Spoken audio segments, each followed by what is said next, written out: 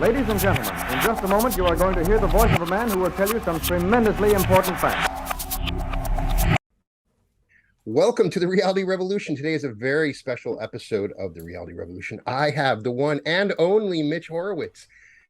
If you don't know Mitch, Mitch is a historian of alternative spirituality and one of today's most literate voices of esoterica, mysticism, and the occult. He is one of the few occult writers whose work touches the base of academic scholarship, national journalism, and subculture.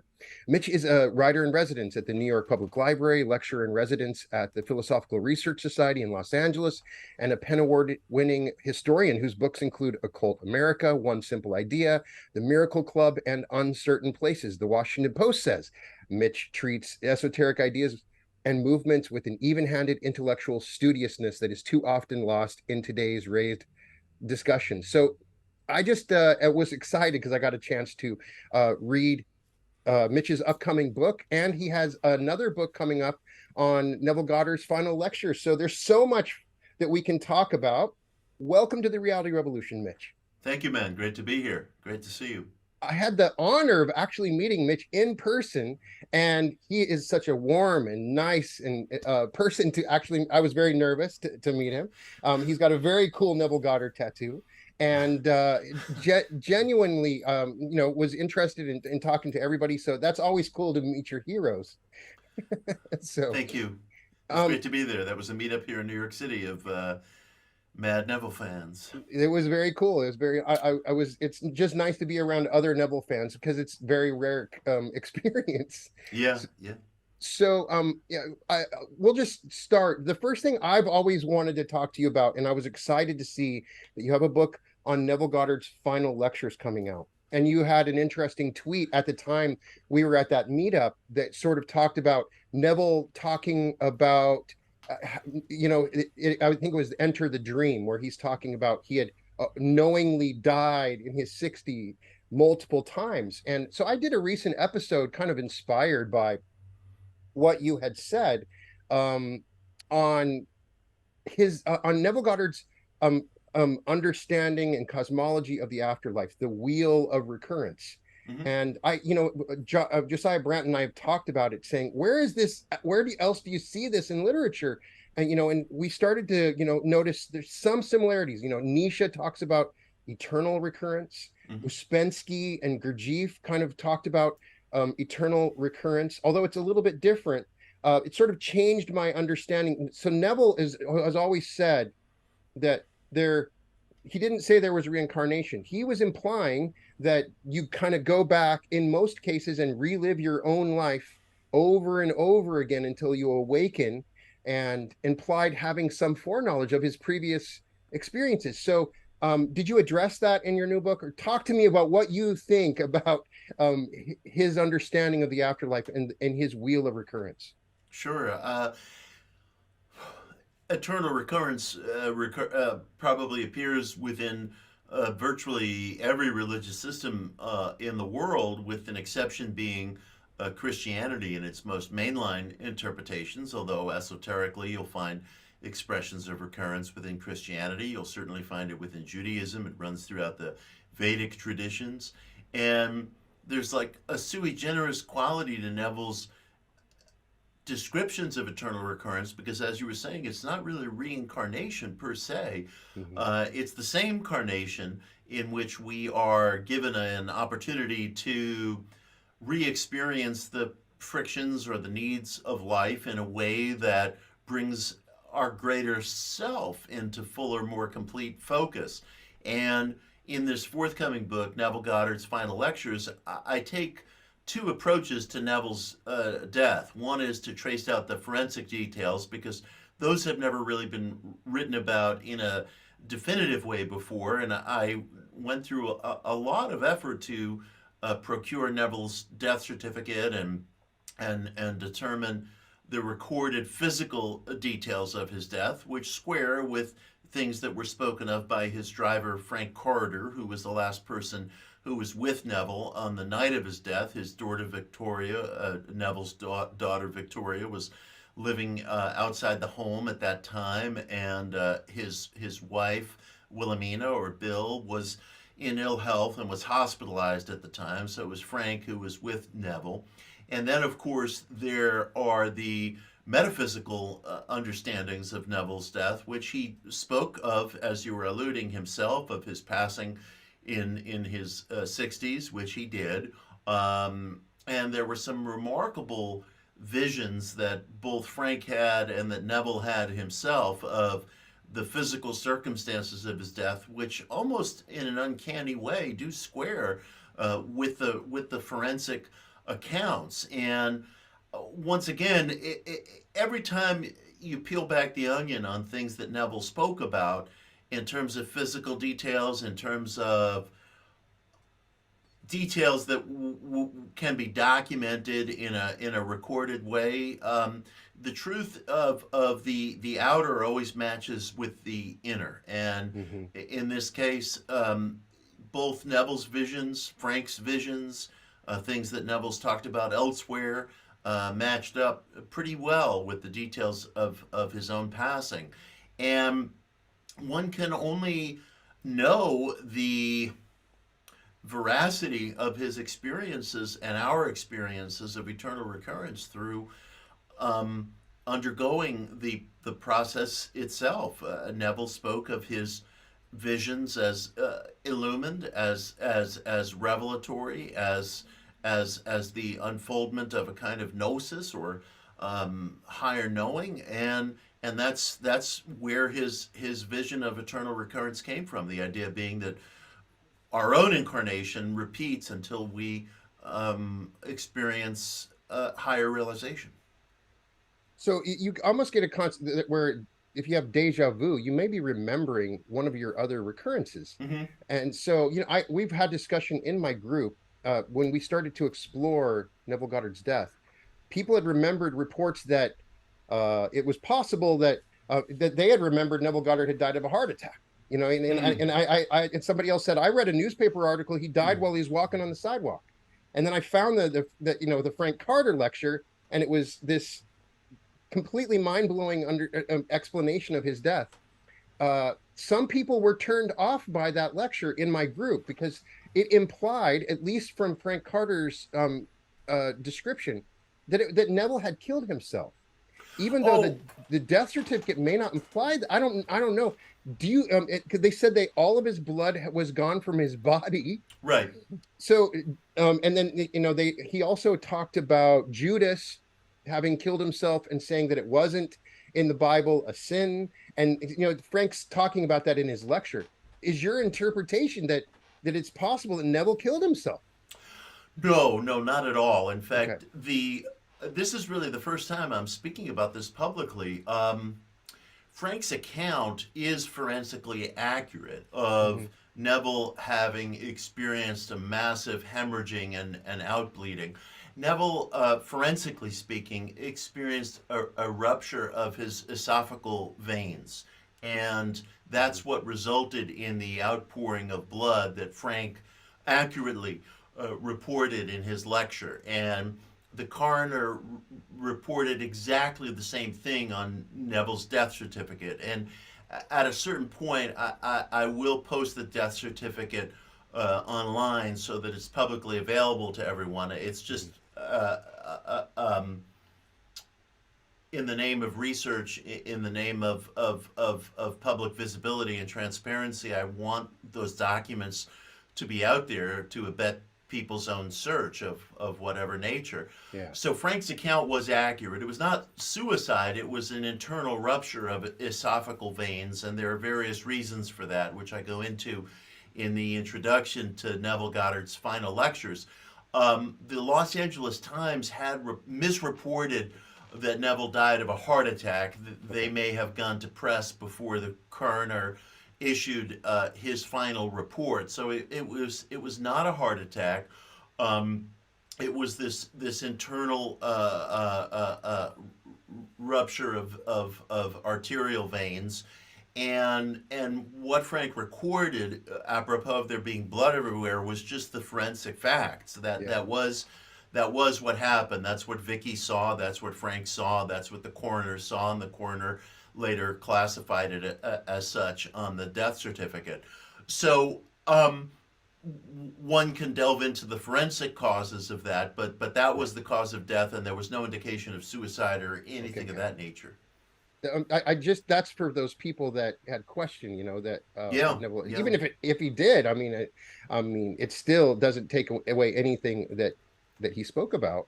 I agree, and I go into the causes for this condition in the introduction, and I think we can have an understanding of what somebody went through in terms of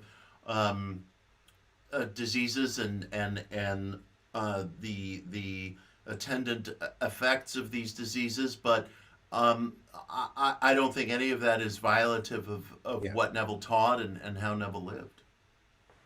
I had a recent lecture I read of Neville where he mentions having done an 8-hour nighttime radio broadcast. Now, I had known that he had done a TV show, and he mentioned, I used to do this 8-hour. I'd be really tired when I'd have to get up and lecture. And I was going to ask you, had you heard anything about him doing an 8-hour radio broadcast? No, that puts the rest of us to shame. I can't fathom being on the radio for 8 hours. Back in the day, Coast to Coast used to go for 4 or 5 hours, and early on I did a couple of those, and they were so exhausting that by the end of the run, I would almost become semi-hallucinatory. I'd find myself on the phone with George Norrie practically nodding off, but 8 hours is superhuman.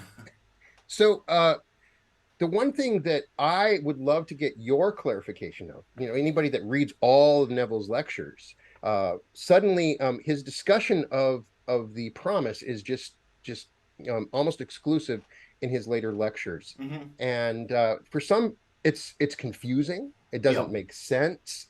And my first question, before we get into it, have you documented anyone else that has come to you or talked to you that has experienced similar mystical experiences as the promise, the 4 mystical experiences that he talks about that happened over 1,260 days, I believe? Well, I've had people come to me who have described having partial such experiences. No one who has described having the full arc of the experience, and such testimony, of course, is only as valuable as the speaker, him or herself. Right. And when you're greeted with such testimony, of course, you have to ask, is this coming from somebody who seems to have the personal gravity of a Neville, and is this an account that I can take seriously, frankly, as a mature seeker? Mm-hmm. I can only speak of people who have come to me and described partial such experiences. Neville certainly did dedicate a great portion of his final lectures to the experience of the promise, although he would also, of course, depart from it and sometimes speak in very practical terms, and sometimes, and I recount this in the introduction, he would even speak somewhat jokingly about his audience's aversion to hearing about the promise, because some people in attendance wanted the practical material, the law versus the promise. And there's one evening in 1972, it's among his final lectures that we have on record, where he says to the audience, I'm going to speak about the promise tonight, but lest anyone be worried, only a little bit. Then we'll speak more about the law. He was willing to make that humorous nod that there were people in attendance for whom the promise material and its rich symbolism was simply not what they were there for. So he threaded the needle both ways, and although he certainly dedicated a great deal of his final lectures to the promise, he would also sometimes just provide practical material that was as sterling and as clear as anything that he had spoken of in, say, the 1940s. Is it a possibility that Neville, with his absolute knowledge of the Bible, constantly thinking about it, these were just simply visions that he had, and nothing more? Well, certainly it's possible, because he always noted that the individual had to grasp these things by experience, and that experience alone was the doorway to verification. So I take all that material with the deepest of seriousness. I also feel that it doesn't preclude the individual having his or her own experiences that might not match the letter of what Neville laid out in terms of the promise. I think that all spirituality, all personal ethics, all facets of the individual search are subject to verification. And I always want to take care to leave room for the individual to have his or her own experiences that are of equal gravity and equal truth, but might not match the letter precisely of what the man himself is saying. You have another amazing book coming out, and I was honored to get a chance to read it. And it's really one of your I best. think our transmission got interrupted. You're back. Yeah, I was just saying you have a wonderful another book coming out, Uncertain Places, essays on occult and outsider experiences. And I was honored to get a chance to read this. And I really recommend it for everybody, because you cover the whole range of different topics that you've discussed in your other books. Everything from anarchic magic to your experience being blacklisted, the war on witches, New Age and Gnosticism. So much incredibly interesting stuff that you covered in this. I guess there's so many things I could ask you about, but you talk about your own experience with magic, and we kind of talked about this the last time we spoke, and you talked about anarchic magic and how you don't like to do, it's not as much fun to do rituals or spells, and you've had these experiences very similar to what Neville describes, where you have profound momentary experience. Tell us a little bit more about as you describe in the book, your use of anarchic magic and how it has helped you. Anarchic magic is really just my phrase for following whatever the passions are that you as a seeker experience at different times in your search, and not feeling bound by any degree of orthodoxy. I think an individual should be very prepared in terms of what he or she is embarking upon, but with that preparation also comes the liberty to throw out the rule book, so to speak. And I want people to feel very much at liberty, as I hope I feel myself, to just weave in and out of different traditions, to be very spontaneous, to try different things. All religious systems are crafted by human hands, and all religious systems are intended as some kind of roadmap or even accelerant to experiencing a greater reality, experiencing a greater sense of personal power, greater sense of personal agency. And I think that we need to feel possessed of an exquisite freedom in experimenting with these ideas, as well as refusing to accept as some kind of canonized truth decisions that have been made by others, including decisions that have been rendered so familiar by repetition, traditions that have been rendered so familiar by repetition that they feel like innate truth. And yet, for the individual seeker, the only innate truth is that which he or she has verified. And very often we as seekers will get into this process, and we all do it, of finding something so overwhelmingly familiar by dint of cultural repetition that we're bound to nod our heads and think everything falls into place because a statement either from the Beatitudes or the Bhagavad Gita or the Tao Te Ching is so overwhelmingly familiar that it must, by dint of its vintage, be true.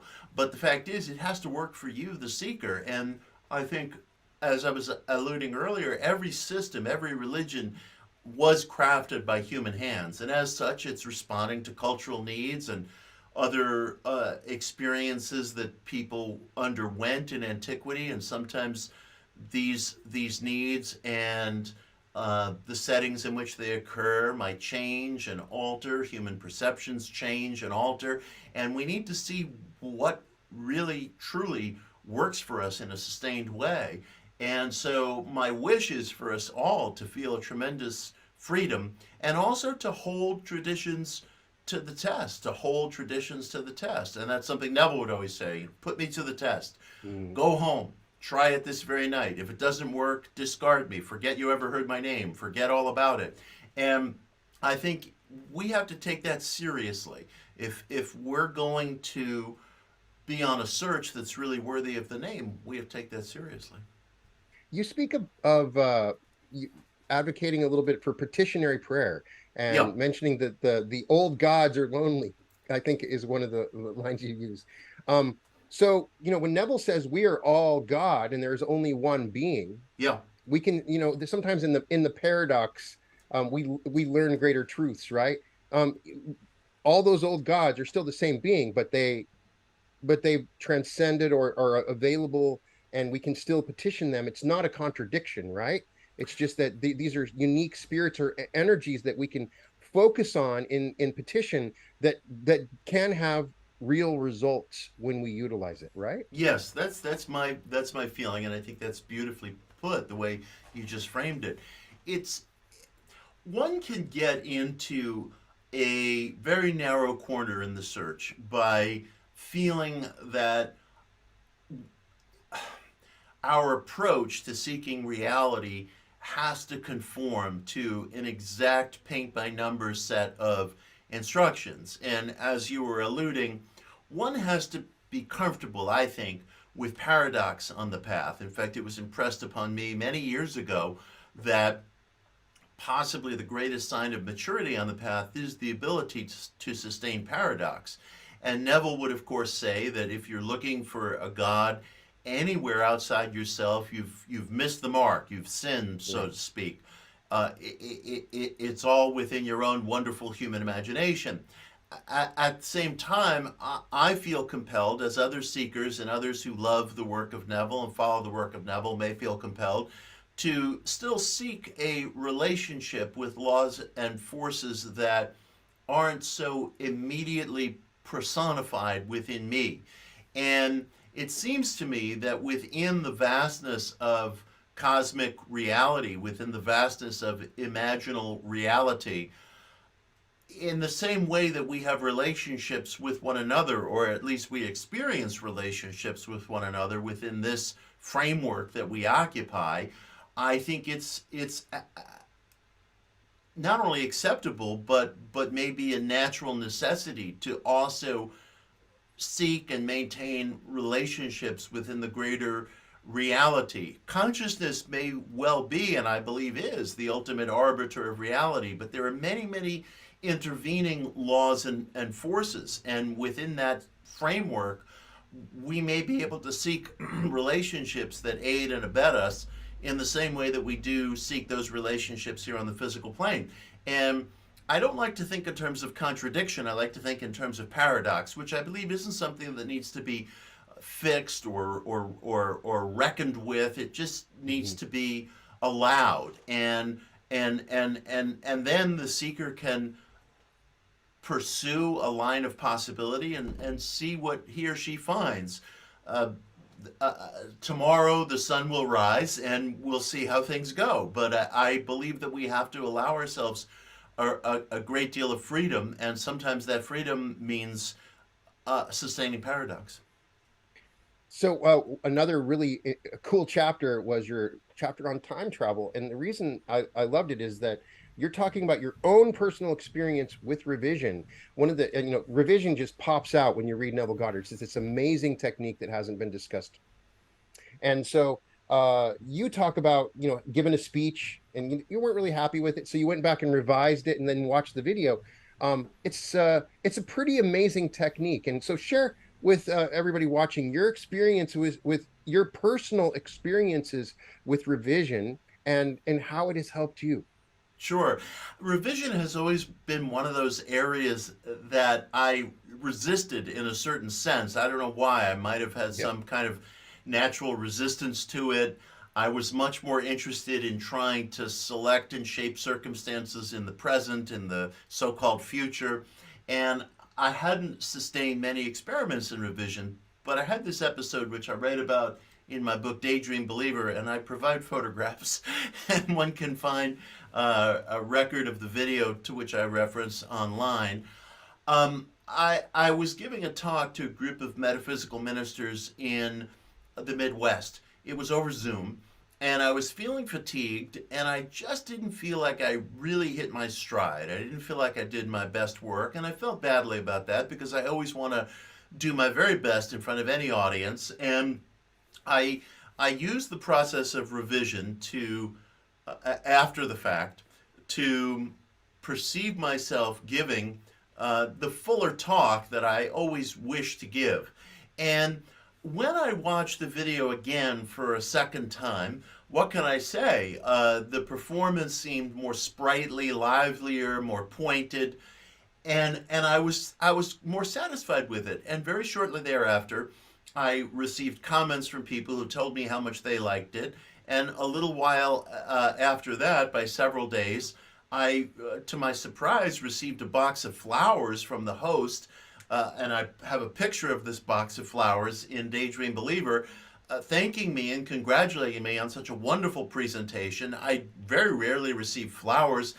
It was so unexpected that I let the box sit in my lobby here in Brooklyn for 2 days, not because I didn't want them, but because I just thought they were for a neighbor. I'm not one who just happens to get flowers, it's a regular occurrence. And I thought, oh, that's the upstairs neighbor, and she'll be back soon, and she'll take her flowers. And then I looked at it, and I was like, oh, no, this is to me. And I was delighted, and I was surprised, and it really represented a great turnaround of what my experience had been. So people can take that as they wish, but one of the things I also write about in Daydream Believer, and that I was speaking about more and more recently, are these wonderful experiments that were done by a cognitive psychologist at Cornell named Darrell Bem into precognition. And I won't go into any detail here. I write about it in great detail in Daydream Believer and other places. But we're basically about a decade on since Bem first published his results. And in my estimation, they've proven bulletproof. They've stood up really, really well from a statistical perspective. And it's a helpful reminder that what we refer to as time is not this neat linear thing that we experience it as during the ordinary waking hours. Having a sense of linear time is, of course, necessary to navigate our way through ordinary existence. If you say to me, well, Mitch, we're going to do the show at 1 p.m. Eastern time, I need to show up. That's how we as five sensory beings are communicating with one another, and it's necessary. But at the same, by the same token, we know, both on a personal scale, I would say, as well as on a scale measurable by the hard sciences, that time is illusory. Linear time is illusory. Space-time bends in different conditions, whether extreme gravity or extreme velocity. And we have other hard sciences that have demonstrated this under different and varying conditions, including on the particle level. And we also now have a 10-year window on which to look back on these precog experiments that were done at Cornell. They've also been done in a similar fashion at the Institute of Noetic Sciences in Northern California. And this material to me is very helpful because it's not only of great import in terms of collecting data about reality, but it helps the seeker understand that this stuff is not just metaphorical. This stuff is not just a supposition. This stuff is not just something that someone claimed to experience. This is general to the human story, and in addition to testimony, it can actually be documented in very subtle and important ways. And I want people to be vested with that sense of possibility. It's very real, and believing in the possibility itself, I think, strengthens the experience of these occurrences in our own story. So I find evidence very important. Now, going back to the wheel of recurrence, and Neville sort of describes everything happening like a play. I'd like to get your perspective of this, and I've discussed this with others. It's a play. A different actor might play the part of Hamlet, but it's gonna be the same script. So he implies that it's all a drama that's playing out, but then there's some interpretation that it's a game, that you have a choice. Obviously, we can imagine our reality. We can change what's happening in the script. So in your perspective, based on your own experience and Neville's, is it a play or is it a game? That's wonderful. It's interesting that both play and game have colloquial meanings that converge, and they also have greater meanings that relate as well. The idea of a play, or the idea of a game, is that you, the individual, are engaged in a kind of pantomime of life, but this pantomime is actually quite real and has concrete consequences. And there's also something about a game or play in which obviously there's an effortlessness to it as well, and the individual is so deeply involved in what he or she is doing. It's performed with total commitment, and yet at the same time, there's also a carefree, very beautiful quality of spontaneity present in the whole thing. And I like the idea of looking at Neville's work as an actor embarking on a play, a thespian, which is what Neville was in his training. And I was struck by something this weekend. I was in Los Angeles giving some talks for the launch of this new book, Uncertain Places. And my partner and I and her brother went to the Universal theme park for Halloween night. And we went into these different exhibits where there were animatronics and live actors playing the parts of different figures in haunted houses. And I noticed how the actors who were interacting with the visitors to the park never broke character. They were always on. And that's sort of the first rule of drama. Never break character. Whatever happens, you don't break character. And I thought, in a certain way, that lesson is intrinsic in Neville's system. We're adopting a feeling state. We're living from the end. We're adopting a point of view emotively, intellectually. And I thought that notion of not breaking character is both effective, but it's also a kind of tonic in life. We talk about a positive mental attitude. We talk about approaching events in a way that's constructive, that abides by what happens based on the capacity of these events for individual development. And if one could read Neville's work, as I'm attempting to right now, with a sense that you and I are going into this as a character, and the actor's first rule, as I was saying, is don't break character, that could be very powerful, but it also adds a kind of a joy to it. It doesn't have to seem so heavy. It doesn't have to seem so effortful. You're seeing yourself as a character the way we did when we were kids, and I think there's a great deal to learn from that. I know that when I was a kid, I was always pretending, and I would respond to situations by pretending, and it came very naturally to me. And of course, I experience things in the here and now that are the tactile replication in life of some of the things I was pretending as a little kid. And I think there's a great deal of power in that for us to experiment with. So walk me through this. Help me to learn how to be the actor, because Neville was this, as he explained, he would walk the streets of New York with these huge buildings and imagine that he was somewhere else in Barbados. Yes. And so some people will say, well, that's insanity. So I want to say, let's just say I want to be a billionaire with my own mansion, right? But I live in my one studio apartment. Let's just put this as a scenario.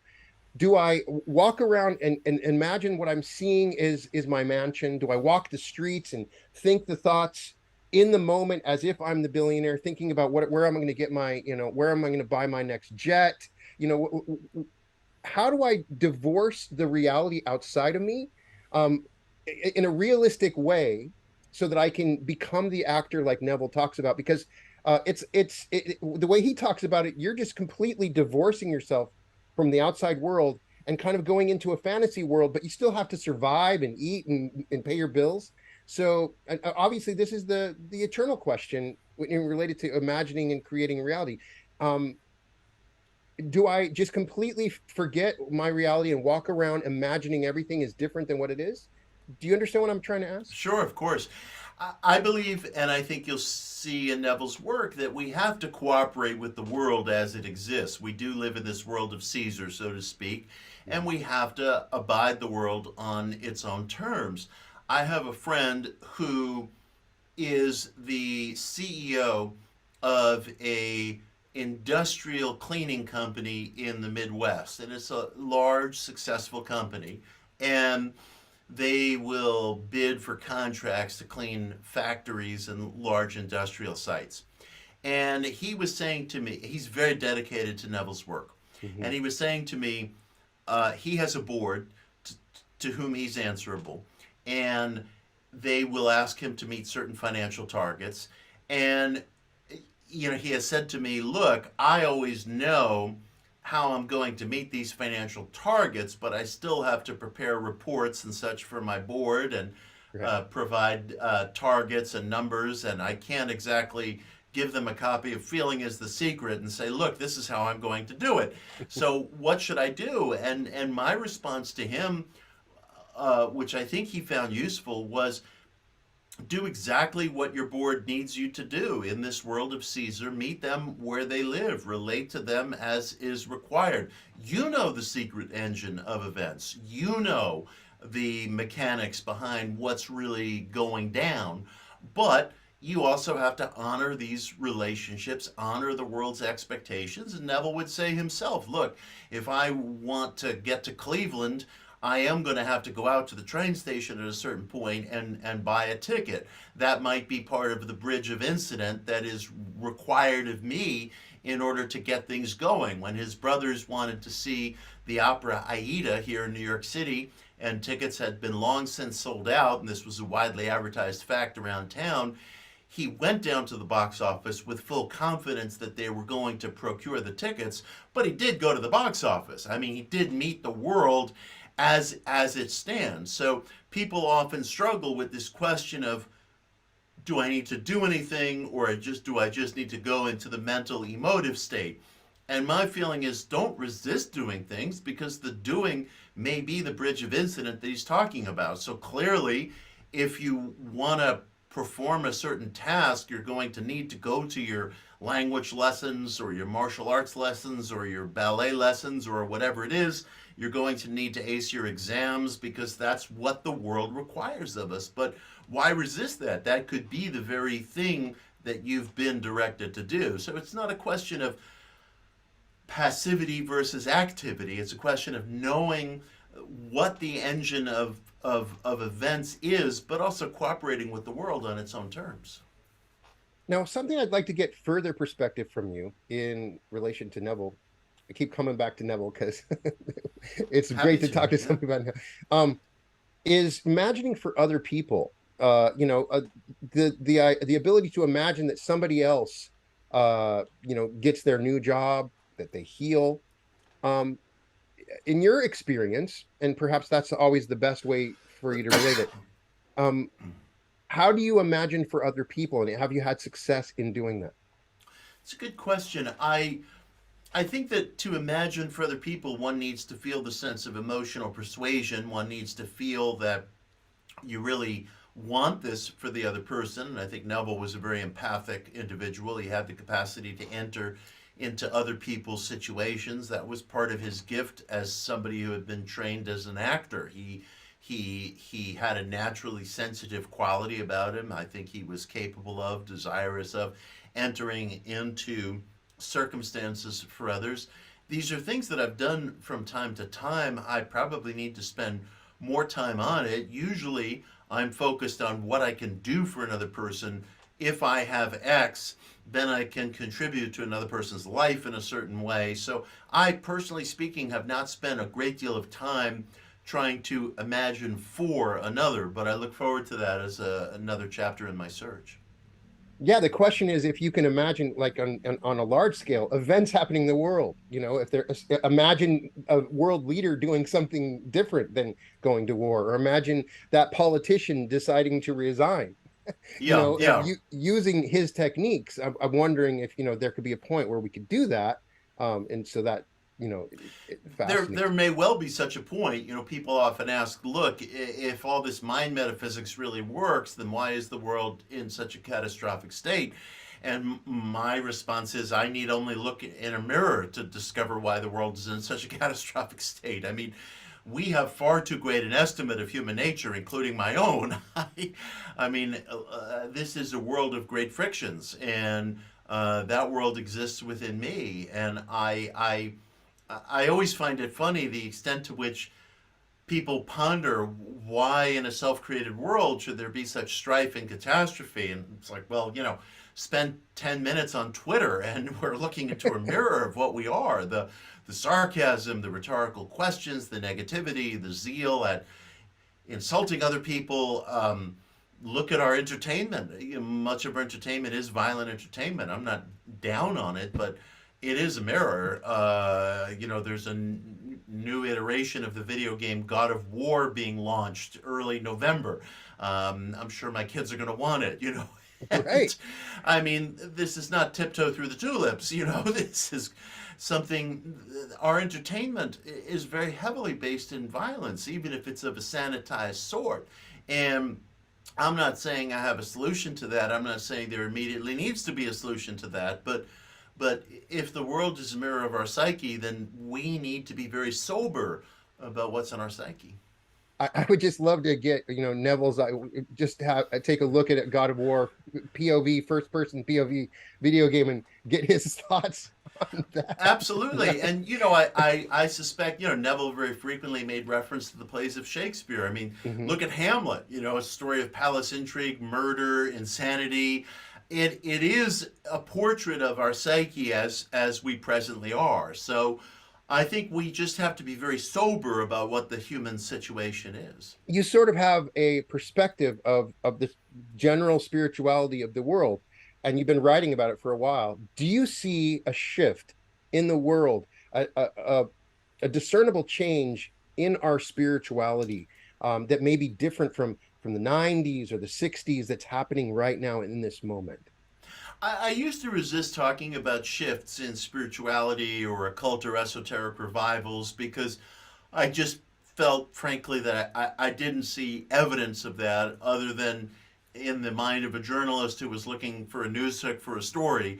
But I do think over the past few years, there has been a shift, partly arising from the mainstreaming of the UFO thesis. Once we start to poke holes in the straight material story, once we start to realize that there are possibilities that we're witnessing of unknown engineered phenomena, or maybe phenomena that occupies other dimensions or other intersections of time, this is all speculative, but the fact that these stories have gone mainstream very decidedly in the past 2, 3, 4 years does open up other possibilities in terms of how we look at ourselves, how we understand ourselves, how we appreciate the possibilities of a larger world than the one that we grew up being taught was a given, being taught was cemented into reality. And I am hopeful that with the mainstreaming of the UFO thesis, we're also going to see more attention, more funding, more findings emerging from the field of psychical research or ESP research, which I care very deeply about. Speaking earlier of the precognition experiments performed by Darrell Bem and others, including Dean Radin. And in that vein, I do believe we are starting to see openings within many walks of mainstream life that maybe were always there, but are broader, are bigger, are encompassing of more and more people. So in that vein, I think that we are in a period of flux. I think we are seeing new doors open up for larger numbers of people. I wouldn't have said that 5 years ago, but I do feel that's happening right at this instant. Well, it's been an amazing joy to speak to you, and I sure hope that I can talk to you some more, because I could literally speak to you for 8 hours, just like if we were doing a radio show with Neville Goddard. I promise you I have enough questions, but thank you for all that you do, bringing a unique journalistic perspective to your works. It's important to me because I ask questions and Mitch answers them. I ask questions and I see Mitch giving me the answers, and that is really a wonderful gift. Thank you, because there are very few other writers from your perspective that are writing about these topics. Somebody had to do it, so thank you. Thank you. How do you have a clone that's sitting right now writing? I mean, your output is amazing. So do you have another clone? Is it some sort of a secret magic spell that you could share with me? It's just passion, it's just passion, and I'm fueled by it. I'm really, really fueled by it. And there's always more that I want to do. Like, for example, we were talking about Neville's death. After the book comes out, Neville Goddard's Final Lectures, and that is probably just about a week or so from now. I will put Neville's death certificate out there up on Medium or other platforms for which I write. I want people to have it. I want it to be accessible, and that just gives me an opportunity to maybe write another chapter in that research. And it's all enthusiasm, it's all passion, and it's cumulative, I suppose. And I'm working all the time. I enjoy it. It's life-giving, and I'm always at it. The energy to do it always seems present. You've even written some forwards on Anthony Norvell. I'd love to spend some time talking about Anthony Norvell, sort of in relation to Neville Goddard, because that fascinates me as well. So contemporary of Neville's, absolutely. Norvell, almost like he took the name Norvell as right. So thank you so much, everybody. Pleasure. Keep an eye out for Uncertain Places and Neville Goddard's Final Lectures. I will put a link in the description where you'll be able to get those November 1st and November 8th, I believe, within a week. 2 books coming out. Amazing. Right. Thank you so much. Pleasure. And thank you so much. Welcome to the Reality Revolution.